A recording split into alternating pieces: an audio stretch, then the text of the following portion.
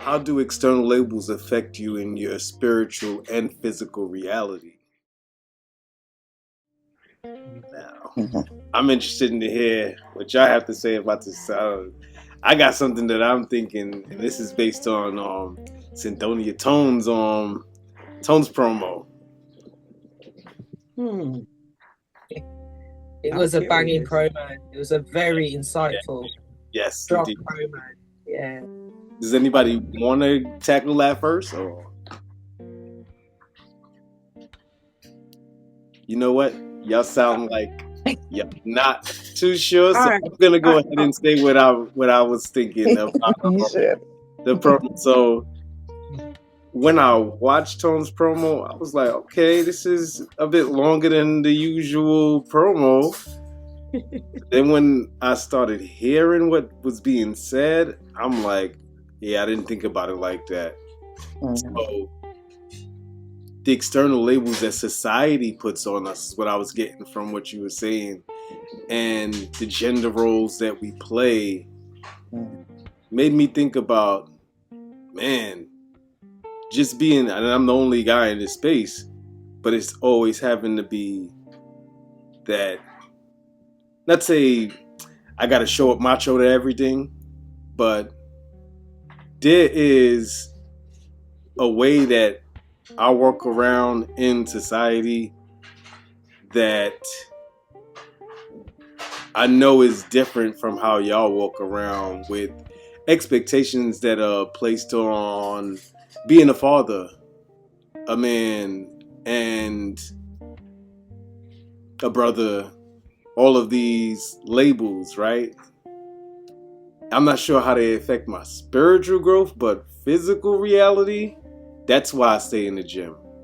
That's why I've done boxing and whatever else. It's because of these external labels. Not to say that, because when you go to the gym, you see women there too. So I'm pretty sure, some of those societal expectations are what causes them to show up in that way too. But that's what, in short, that's what I took from that part of your promo. And it was something to grow with for sure. Even though I've thought it before, it's like, okay, this is resurfacing again. 100%. No, I just want to. That's exactly what I was meaning. And you know how you said like, it's not that you would be soft if you didn't, or you doing that to be tough or whatever. But it's like the working out makes you feel good. You look good doing it. You look good after you do it or whatever. So it has its benefits. But if you weren't supposed to be what a man is considered, and strong and being able to do all of this or whatever, would you be in the gym? Probably now because you already like the thing. But let me put it on me, because but that's exactly what I was saying. Like, so I'm gonna say with what you said about the physical, because I want to go like how it affects me spiritually, because it has the same effect physically. But like spiritually, there's like an inner battle, like an inner conflict, inner dialogue that happens with me and myself at times, especially in certain situations. And it is just that, if because I'm a female, because I do not think that I'm a man, even though I'm a lesbian, even though I may look whatever, like I've never thought that I was a male. But I have certain tendencies or whatever that society would deem masculine or manly or whatever. So when you're in certain spaces and like you're trying to get something done, or you want to get a job, or you want to do certain things, like automatically like you're being looked at like this way. So like a lot of times within myself, like should I like play the role right now?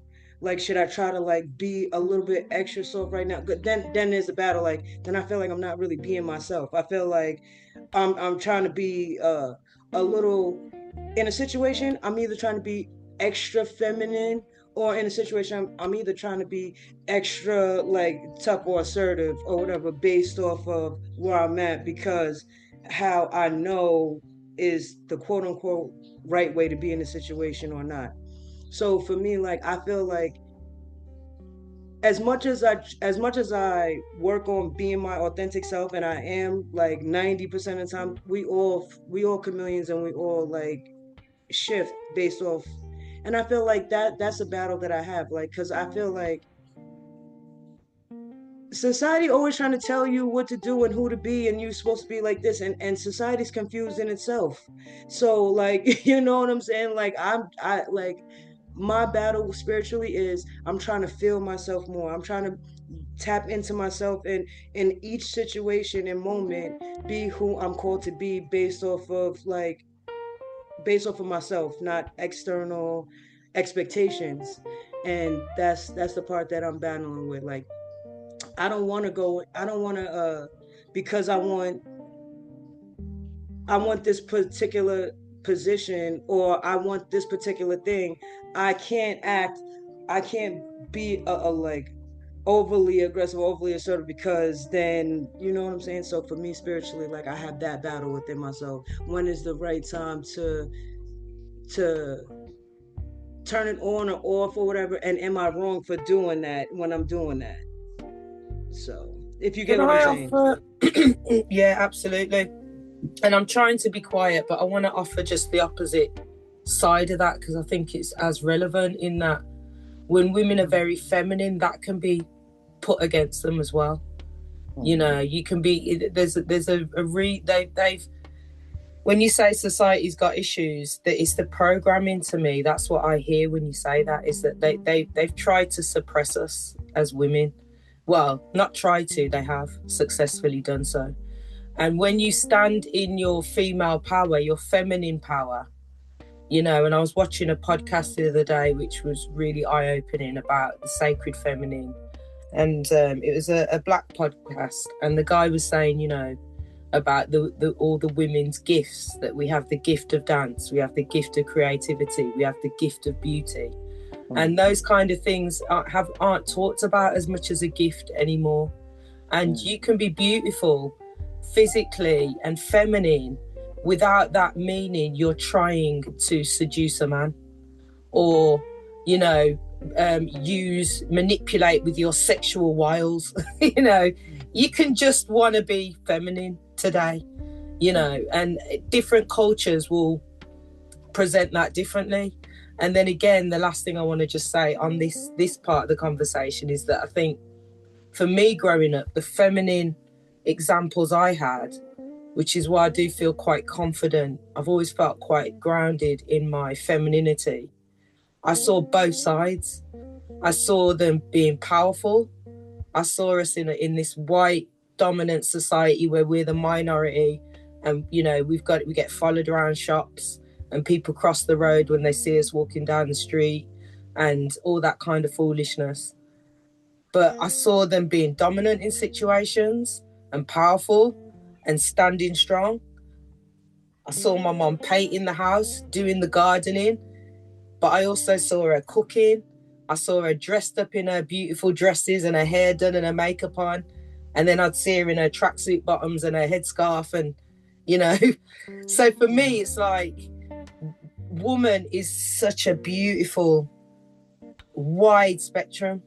And depending on what culture you're in, you know, some cultures will absolutely celebrate the power of woman. And you being powerful or assertive in a situation is not going to be viewed as masculine. And I think in some African nations, that's quite common, you know. But I think the society that you're in, from my perspective, is quite rigid in terms of what it presents a woman is supposed to be and a man is supposed to be.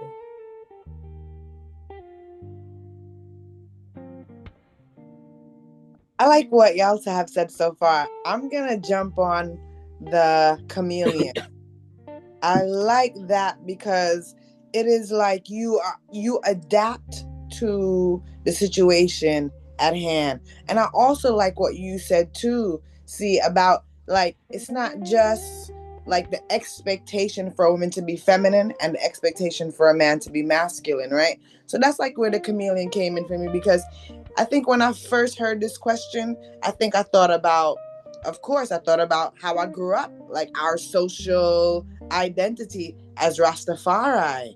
And I was like, well, growing up, all my brothers had locks. They all had their hair covered. I had my hair covered. I didn't wear no pants. I only wore skirts. So it was like, wow, this label of what it means. But then when I got older, or I should say, yeah, as I got more mature and more independent, it was like I can wear pants if I want to. I don't have to always cover my head. Um, right? And so it was this thing, but what is in my heart? Is Rastafari still in my heart, right?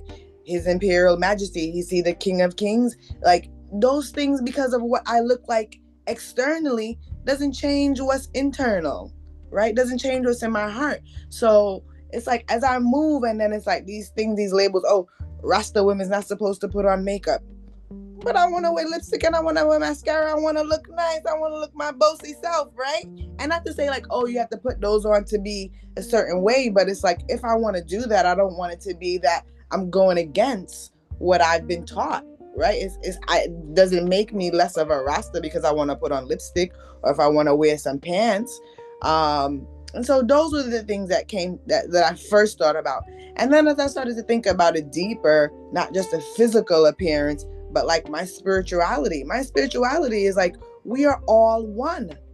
We are all one. I am because you are, right?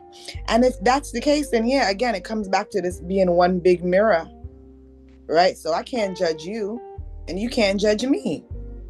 But because society has put these labels on us, you're in this class, you make that amount of money, middle class, you're from that nation, you're from that culture. We don't even see that we're one again, right? And so it's like to tap into the vastness of being a chameleon, to change colors, right? My sister looks white, my brother look Nigerian. You know what I mean? But it's like we in the same family. So it came back to like this, oh yeah. And then Rasta says, one love for everybody. So that thing came to me like, okay, these labels have been here to separate us, to make us look like and think that we're different. But when you break those labels down, we are all chameleons. We all change. Our families look different. Our generationally will look different from our great grandparents, from our ancestors, right? So what is it that I really want to be in a container of? I want to be in a container of, hey, we're all one. We all bleed the same blood. That's what I got taught in medical school, in PA school. So that's where I am with that. And I appreciated just taking the work to like work through that and be like, yeah, they may try to make us different, but we are all one. When you go into the hospital, they're not looking at black blood and white blood. They are, but they're still gonna give it to you. They're not saying you can't get it. So thank y'all. All right. Adriana, what's up? What's going on? You quiet over there, Adriana. I was marinated because It's a lot to marinate. Yeah, it's true. And I also like what's interesting about I think the order in which we address this question is also a bit synchronistic because I relate to each one of y'all stories in a different way. Like I've been on both sides of the spectrum of feeling like I had to be feminine because I was too masculine presenting, even though I didn't have the label as heterosexual.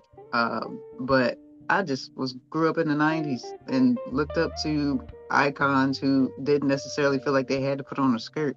Also, they weren't comfortable for me, but as a teenager, I'm wearing the fake nails and the tight jeans and all of these things because I felt like I had to fit into a certain box. Then there was the time frame of,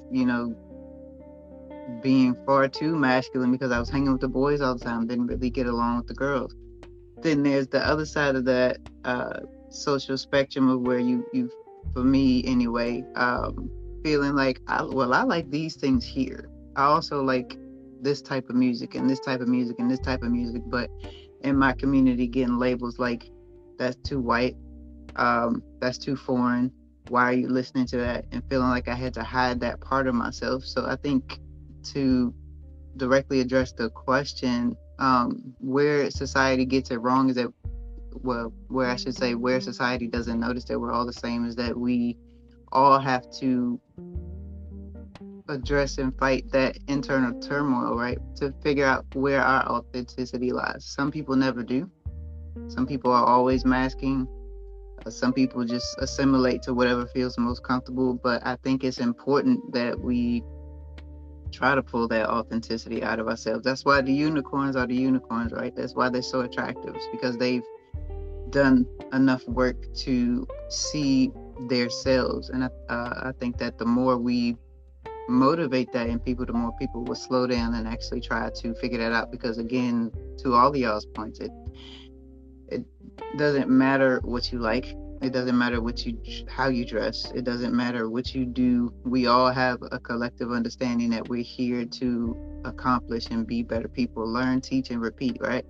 That's the ultimate goal of all of us human beings in one way or another. Whatever your niche is, lean into that in order to help the all. But I think that's also where people get lost in the sauce. Like, we feel like we have to be in a certain structure. We have to do this way, which is why the breathing exercise in the beginning was so important. The way you did it, Irijah, to say maybe, to say consider, to say at your own pace. That encourages your individual authenticity. And I think that's the point we're getting at here. So should society affect how you are? No. Does it? Yes. Our ultimate goal as individuals is to find the medium there. And for lack of better words, to say, forget that. I'm going to use nice language. Forget that. Forget those labels. Forget, what other people might consider you as. Let them talk their talk, because truthfully, that's their language and not yours. Don't adapt it as your own. And reach out and touch your authentic self.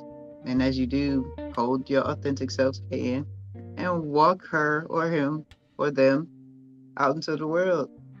That's where you shine. That's where you're the most special. And that's why it took a minute, man. I had to figure out my language or how to address this question, because it is that deep, right? And it is that important. And it is something that a lot of people don't realize. Like, we are legitimately all the same internally, and we're all fighting the same battles. We're all fighting the same battles, and we're just looking at it from different angles. But if we could just get our heads out of our butts and see that, there would be far less calamity and far more unity. I love that you said that. I love the way you wrap that up. Like, we all got the same organs. And I just thought about it. Like, I was reading an article this morning about turtles, and it was like a 50-year-old turtle met a 1-year-old turtle. They turtles. All turtles is turtles. Like, all humans are humans. You said it.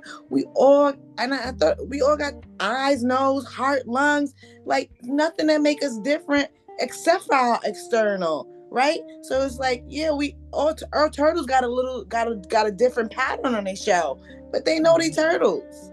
So it's like we gotta remember, we humans. It's not just what society says. And that's like, if I could just take a moment, like, I had this ethics class when I was in college, and she said to us, like, it came down to about the race. It came down to about race. And it's like, there's only one race, and that's the human race. And that's too where, like, a lot of problems come into, because there's like, oh, yeah, the black race, we the white race, they're the yellow race, they're the pink race. No, we all the human race, and that's it. So, thank you again for just saying what you said. We all the same. I just wanted to say it again. Can I say this? Gratitude. No, gratitude. go ahead, Carolyn. Go ahead. I was just gonna say, I think what when I thought about this labels thing, one of the things, because it's so huge, we could all probably talk about it for about 10 hours because it affects all of us so much. But I think that one of the labels that's really troubled me in my life, and I was talking to Adriana about this the other day, is the colorism thing. And you hear the stories, you know. I think Brother John did a post about, you know, in the sunshine, not keeping your dark child indoors because you don't want them to get any darker.